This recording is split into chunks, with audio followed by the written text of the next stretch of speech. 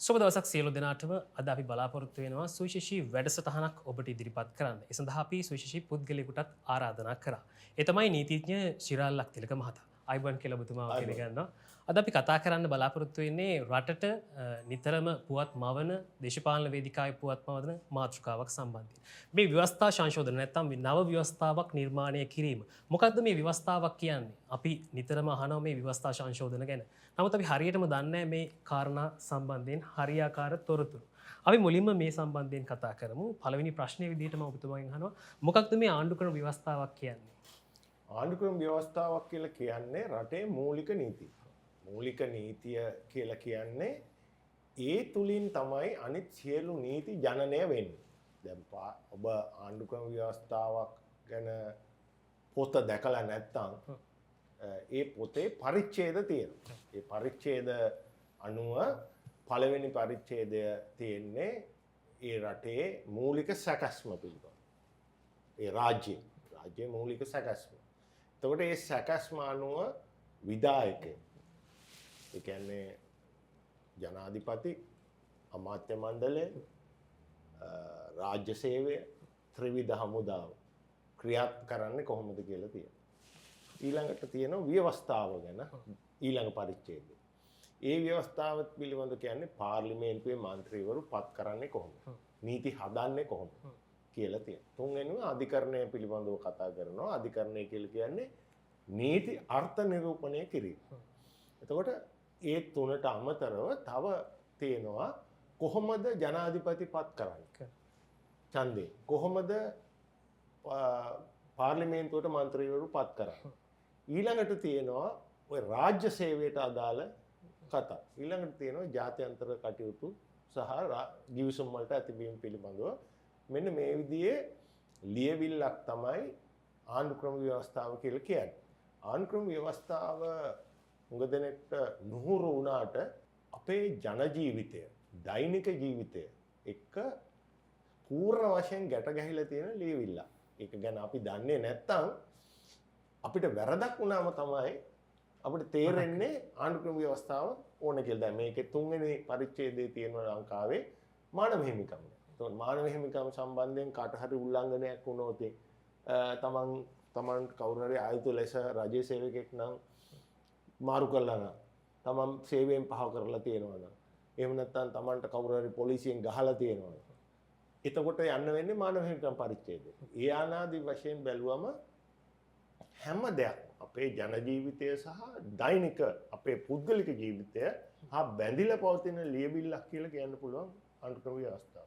හොඳයි. රටකට ආණ්ඩුක්‍රම ව්‍යවස්ථාවක් අත්‍යවශ්‍යද මෙතරම් ජනතාවට? අත්‍යවශ්‍යයි. දැන් මෙහෙමයි. දැන් මේ පිළිබඳව නීතියේ අපි දර්ශනය තුල කතා කරාම පමණක් රටවල් තියෙන අලිඛිත නීති තියෙන. දැන් උදාහරණයකට එංගලන්තයේට ව්‍යවස්ථාවක් නැහැ. ඒක අලිඛිත සම්ප්‍රදායන් අනුව තමයි ගෙනියන්නේ. නමුත් ලංකාව ජනරජයක් නේ. එතකොට ජනරජයක් වුණාම ව්‍යවස්ථාවක් තිබිය යුතුයි. එතකොට අපිට ලිඛිත නීතියක අවශ්‍යතාවය තියෙනවා. ඒ හින්දා මේ ලිඛිත නීතිය දැන් 1978 72 තිබුණා 78 තිබුණා ජනරජ ව්‍යවස්ථාව. ඉතින් ඒක හින්දා අපිට ව්‍යවස්ථාවක් අවශ්‍යයි.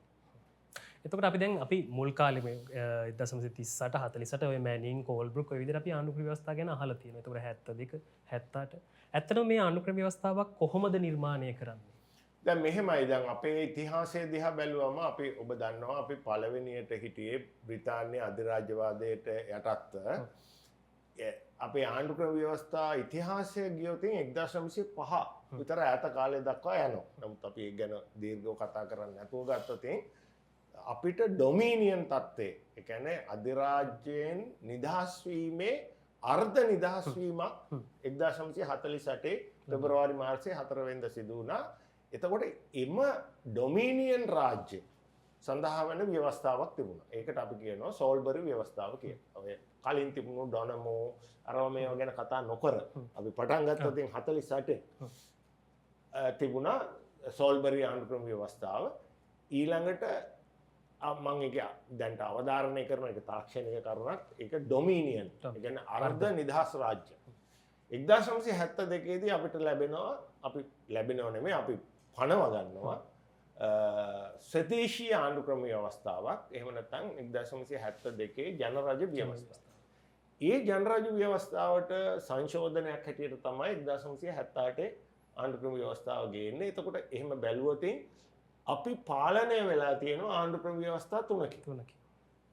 සෝල්බරි ව්‍යවස්ථාව, 72 ව්‍යවස්ථාව සහ 78 ව්‍යවස්ථාව. දැනට අපි ජීවත් වෙන්නේ 78 ව්‍යවස්ථාවේ 21 වෙනි සංශෝධනයක් සහිතව. ඒ කියන්නේ 78 මේ වෙනකොට සංශෝධන 21ක් වෙලා තියෙනවා. කරලා තියෙනවා. එතකොට දැන් අලුතින් නව ව්‍යවස්ථාවක් සම්පාදනය කරනවා නම් අපි කොතනින්ද පටන් ගන්න ඕනේ? නෑ මෙහෙම දැන් අපි දකිනවා ලංකාවේ ආණ්ඩුක්‍රම ව්‍යවස්ථා ඉතිහාසය දිහා බැලුවම දැන් පළවෙනිම කරුණනේ මෙතන තියෙන්නේ ඔබේ මගේ ජීවිතය පාලනය කරන නීතිය.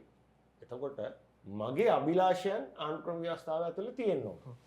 එතකොට අපි හිතමු යම් දේශ සීමාවක් ඇතුළේ ජීවත් වෙනවා නම් ඒ සියලු දෙනාගේම අභිලාෂයන් කැටි කොටගෙන තමයි ආණ්ඩුක්‍රම ව්‍යවස්ථාව හැදෙන්නේ. යම් විදියකින් කාගේ හරි අභිලාෂයන් ඒක නියෝජනය වුණේ නැත්නම් අපි කියනවා ඒ ආණ්ඩුක්‍රම ව්‍යවස්ථාව සුජාත නැහැ කියලා. හරි?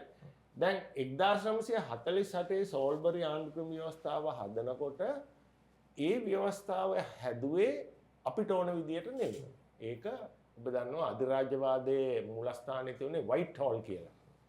වයිට් හෝල් එකේ වමනාවන් මත කොමිසමක් පත් කරා සෝල්බරි කොමිසාරිස් සෝල්බරි කියන පුද්ගලයාගේ නායකත්වයෙන් කොමිසාරිස්වරයෙක් හැටියට. ඔහු තමයි ලංකාවට ඕන ඒවා අයිවෝ ජෙනින්ස්ගෙත් උපදෙස් කියලා ඒ කාලේ හිටපු පෙරදින විශ්වවිද්‍යාලයේ කුලපතිතුමා එතුමාගෙත් උපදෙස් අරගෙන සෝල්බරිටයි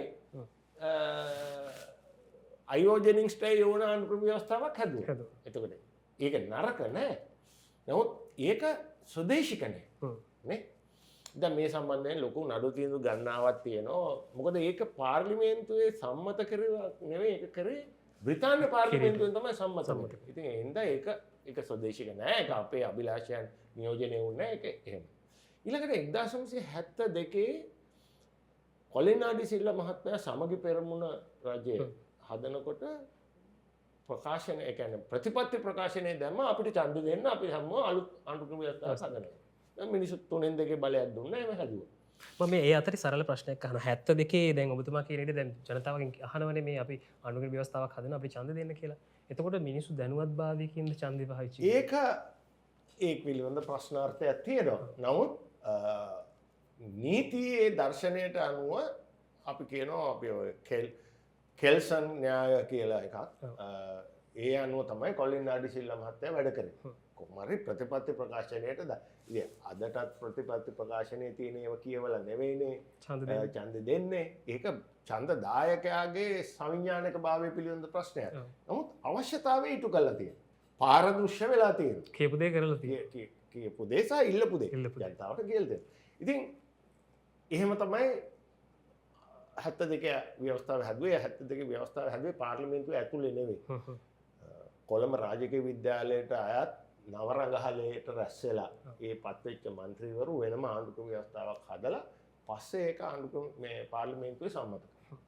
දැන් 78 ව්‍යවස්ථාව නැවතත් බැලුවොත් ජයජාර්දන මහත්මයාගේ වමනාව මත උනා කියලා කියනවා. ඒකේ යම් සත්‍යයක් තියෙනවා. ඉතින් මෙහෙම බැලුවම 72 ව්‍යවස්ථාව ඇරෙන්න සෝල්බරි ව්‍යවස්ථාවත් 78 ව්‍යවස්ථාවත් මිනිස්සුන්ගේ අභිලාෂයන් අනුව නෙමෙයි හැදුනේ. දැන් 72 ව්‍යවස්ථාවේ ප්‍රශ්නයක් තියෙනවා. ඒ වෙලාවේ දෙමළ ජනතාව කළු කොඩි දැම්මා උතුරේ මේක තුළ අපිට උමනා දෙන්නේ නැහැ කියලා. එතකොට දැන් ඔබේ ප්‍රධාන පළවෙනි ප්‍රශ්නේ තමයි ආණ්ඩුක්‍රම ව්‍යවස්ථාවක් හදනවා නම් මොන විදිහේ ක්‍රමවේදයක්ද අපි පාවිච්චි කරන්නේ.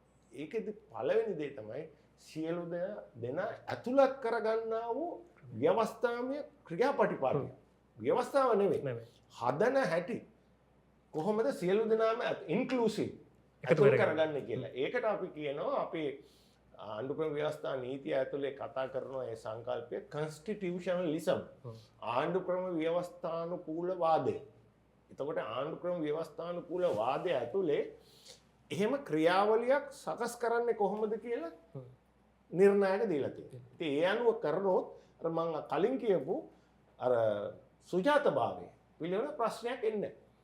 ඉතින් ඒ හින්දා අපි කියන්නේ ආණ්ඩුක්‍රම ව්‍යවස්ථාවක් හදනවා නම් කවුරුත් ඇතුළත් කරගන්නා වූ ක්‍රියාවලියක් ගොඩනගන්න කියලා. ඔව් තවත් ප්‍රශ්නයක් තියෙනවා. ඒ කියන්නේ දැන් අපි 78 ව්‍යවස්ථාව මේ වෙනකොට 20ක් හෝ 21 වතාවක් සංශෝධනය කරලා තියෙනවා කියලා ඔබතුමා කිව්වා. එතකොට ඇයි අපිට මේ තාක් කාලයක් නව ව්‍යවස්ථාවක් ව්‍යවස්ථාවක් නිර්මාණය කරගන්න බැරි වුණේ? අපිට මතකයි විවිධ ආණ්ඩු පත්‍රයේදී ඔවුන්ගේ මේ යෝජනාවල ඔවුන්ගේ පොරොන්දුවල තිබුණ අපි ව්‍යවස්ථාවක් ගේනවා කියලා. දැන් මේ නව රජයේත් කියනවා ඔවුන්ගේ ව්‍යවස්ථාව ගැන කතා කරන්න 2028 දී වගේ කියලා. මේ ගැන මොකද හිතන්නේ? දැන් මෙහෙම අපි බලගන්න ඕන දැන් ලංකාවේ ආණ්ඩුක්‍රම ව්‍යවස්ථාව අලුත් ආණ්ඩුක්‍රම ව්‍යවස්ථාවක් හදන්න ගියාම අපිට මුණ දෙන්න වෙන ප්‍රධාන කරුණු දෙකක් තියෙනවා. එකක් තමයි පාර්ලිමේන්තුවේ 3/2 බලයකින් ඒක සම්මත වෙන්න ඕනේ. ඊට අමතරව යම් යම් වගන්ති උල්ලංඝනය වෙනවා නම් දැන් තියෙන ජනමත විචාරණයකට යන්න තියෙනවා. ඒකට ජනමත විචාරණයකින් 150 ගන්න ලේසි නෑ. ඒ කියන්නේ විවිධ සමාජයක කවුරු හරි අකමැති වෙන්න පුළුවන්. කවුරු හරි ඒ අතාර්කික වෙන්න පුළුවන්. එතකොට ඒක ලේසි නෑ. ඒ හින්දා ජනමත විචාරණය හින්දා නව ආණ්ඩුක්‍රම ව්‍යවස්ථාවක් ගොඩනැගීමට තියෙන අභියෝගය ඉතා ඉහළයි. එහෙමනම් ඒ සියලු දෙනාම සතුටු කරන්න එකඟතාවය ගන්න පුළුවන් ලියවිල්ලක් හැදෙන්න. ඉතින් ඒක තමයි අර මම කලින් කියපු ක්‍රියාවලිය තුල සිදු වෙන්නේ. ඒ කියන්නේ දීර්ඝ ක්‍රියාවලියක් සමාජය තුල සාකච්ඡා කරමින් සමාජයේ අනුමැති ගනිමින් ඉදිරියට යන්න ඕනේ. හැබැයි එකක් තියෙනවා. මේ 1978 ව්‍යවස්ථාවෙන් අපිට තවදුරටත් ඉදිරියට යන්න බෑ කියන එක ඉතා පැහැදිලි. ඒ කියන්නේ දැන් පහුගිය කාලේ සමාජය කිව්වේ අපිට සිස්ටම් චේන්ජ් එකක් ඕන කියලා. ඒ සිස්ටම් චේන්ජ් එක වෙනස් කරන්න නම් එහෙම නැත්නම් සිස්ටම් චේන්ජ් එක වෙනස් කරන්නේ සමා වෙන සිස්ටම් එක වෙනස් කරන්න. පවතින සිස්ටම් එක. මොකද සිස්ටම් එකක් කියලා කියන්නේ? ව්‍යුහය, කාර්යපටිපාටිය සහ ආකල්ප. යම් ආයතනයක පද්ධතිය. එතකොට ඒක කරන්න නම් ආණ්ඩුක්‍රම ව්‍යවස්ථාවක් අලුත් එකක් ඕනමයි. හැබැයි ඕන වුණාට අර ජනමත විචාරණය හින්දා කරගන්න බෑ. ඉතින් එහෙමනම් අර ක්‍රියාවලිය ශක්තිමත් කිරීම තමයි ඉස්සෙල්ලා කරන්න ඕන. මොකක්ද ගේන්නේ කියන එක කතා කරන්න කලින්. ඔබතුමාට යම් ඉලක්කයක් නැත්නම් ප්ලෑන් එකක් තියෙනවද? ඒ කියන්නේ මීට කලින් ආණ්ඩුක්‍රම ව්‍යවස්ථා සංශෝධනයක් හෝ ආණ්ඩුක්‍රම ව්‍යවස්ථාව නිර්මාණය කරද්දී කමිටු විසින් තමයි මේ තීන්දුව තීරණ සහ මතයන් උන්ගේ මේ ගත්තේ මේ නිර්මාණය කිරීම සඳහා. මෙතකොට සිවිල් සමාජයේ ජනතාව විවිධ ආගමික නායකයන් කියන්නේ විවිධ ආගමිකයන් ඉන්නවා. ඒ වගේම තමයි විවිධ ජන වර්ග ඉන්නවා සහ විවිධ කොටස් ඉන්නවනේ. මේ සියලු කොටස් එකතු කරගන්න මොනවම හරි ප්ලෑන් එකක් තියෙනවා. මෙහෙමයි. ඕකෙදී පළවෙනියටම අපිට ඕනම් එක එක රටවල් වලින් පූර්වාදර්ශයන් හොයාගන්න පුළුවන්. එකක් රටක් තමයි කොලොම්බියාව. ලතින් ඇමරිකානු රටක්. ඒ කොලොම්බියාවේ කරේ දැන් අපි මේක කරනවා නම් ඉස්සෙල්ලාම කරනවා අපි කියන එකට constitutional vision කියලා එකක්. ඒ කියන්නේ ආණ්ඩු ක්‍රම ව්‍යවස්ථා දැක්ම. ඒක මේ දීර්ඝ ලියවිල්ල නෙවෙයි කොන්දේසි. යම්කිසි නිර්ණායක 25. මෙන්න මේ principles කියලා ඔය හැම ඔය ඔබ කියපු අපි තුන් සිංහල දෙමළ මුස්ලිම් බර්ගර් වැඩි ජනතාව ඊට පස්සේ ලංකාවේ ඉන්න අන්තිමේ වශයෙන් වෙනස් ආර්ථිකය වශයෙන් සමාජීය වශයෙන් සංස්කෘතික වශයෙන් වෙනස් පුද්ගලයන්ට බලපාන අභියෝග විසඳිය හැකි ප්‍රින්සිපල් එක. ප්‍රින්සිපල් අපි තුන් 25ක් හදාගෙන දැන් කොලොම්බියාවේ කරේ ව්‍යවස්ථාව හදන්න ඉස්සෙල්ලා දැන් අපේ රටේ තියෙනනේ ජනමත විචාරණ වර්ග දෙකක්. එකක් තමයි බයින්ඩින් රෙෆරන්ඩම්ස් කියලා කියනවා. අනිත් ඒවා නොන් බයින්ඩින් රෙෆරන්ඩම්ස් කියලා කියනවා. කියන්නේ බලාත්මක භාවයක් නැති ජනමත විචාරණයක් පවත්වන්න පුළුවන්.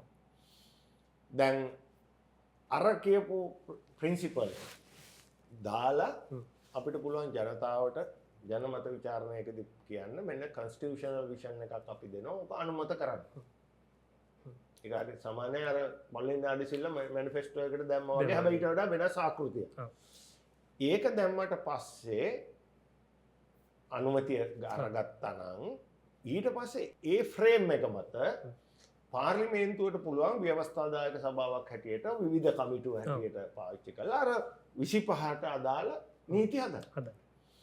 ඊට පස්සේ ඒක ශ්‍රේෂ්ඨාධිකරණයට යන්න ඕන.